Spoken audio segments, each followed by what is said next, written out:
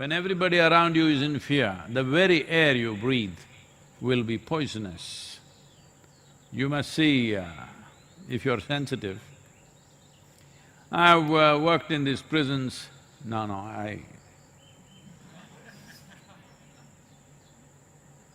I did not get admission. I went there to teach in engineering programs. At one time, full 10 days, I was there in many prisons, both in India and in United States. Well, if you look at the prison, it's pretty well organized. In fact, for a whole lot of people who come from the lower strata of society, they're dressed better than they were dressed outside. They have a better diet, they're eating better, obviously they look more healthy, and all their practices are good, all addictions are out, and everything happens on time. But the suffering is in the air, the pain is in the air. I've never been into these prisons and come out without tears in my eyes, because the very air that you breathe is full of pain. As a part of visiting a certain historical place, it's like a monument in Tennessee, an old prison during the Civil War and that kind of stuff. I went into the gallows. They took us there as a part of the tour. You won't believe, maybe the last time anybody hung there was 100 years ago, I'm not sure, but a long time ago. But if you enter that place, it just hits you in the face. Even today, after so many years, it's like suffocating. The fear, extreme levels of fear and suffering, what people have gone through, just lives in the atmosphere like that. So this is the most important thing if you really want to change the world. If you want to change the atmosphere in your home, in your society and in the world as a whole, the most important thing is people should feel pleasant within themselves. Well, what to do? People are committed to misery and they keep going back and going back, you have to pull them back and pull them back, if not for their sake, at least for you to live in a healthy atmosphere. Yes, because otherwise, if they're all living in misery and fear, it will create such a poisonous atmosphere for you. Poison, do not take it literally, because now there are social media champions who will immediately say, let me test the air in the gallows. Nothing is wrong with this, same composition of oxygen and carbon dioxide. This is because nothing subtle has ever been felt by you. Right now, all of you are alive. But for most human beings, the only proof of their aliveness is their heart is beating. See, we can pull out the heart from your body and still make it beat on machines.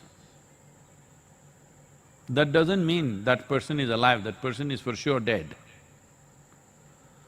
Or some electrical impulses or breath. Well, ventilator can breathe without you.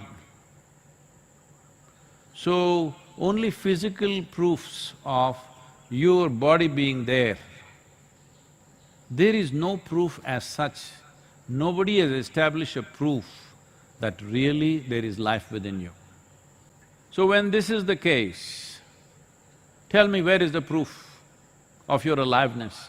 Because most human beings don't know what aliveness is.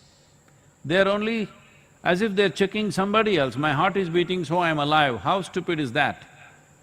It is all right when we're checking somebody is lying down here, we check their breath and say, okay, he's alive. You check your own breath and say, yeah, I'm alive. You have lost it, there is no question about it. So there are such people, they'll say, where is the poison? Show me.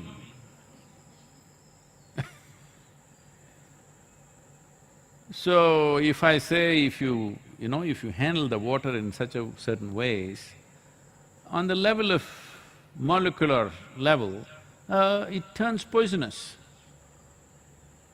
Then they say, okay, I'll give you a sealed bottle, Turn it into poison, let me see.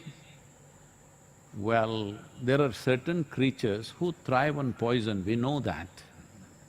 It's not that we don't know that. But you need to understand, life need not be poisoned chemically. You can poison yourself with fear. You can poison yourself with anxiety. You can poison yourself with a wrong thought, wrong emotion. Just a wrong posture can poison you. Yes, just a wrong way of sitting is poisoning you. Otherwise, why do you think for thousands of years we invested in the science of yoga? Well, if you think it's nothing, I want you to understand, it's the only thing. Just look back and see. It is the only thing other than basic survival aspects like eating, sleeping, reproduction and excretion. Apart from these things, the only thing which has lived for 15, 20,000 years is yoga. Not because of propagation, simply because of its efficacy. So, if you do not understand the nature of your own existence, then you will create all these things. So, this is not about being fearful. This is about becoming sensible, knowing we are mortal. Always knowing every moment of our life, virus or no virus, we are still mortal. But with sense, with sensible behavior, with responsible handling of life, we can minimize many possibilities and at the same time enhance various other dimensions of our life.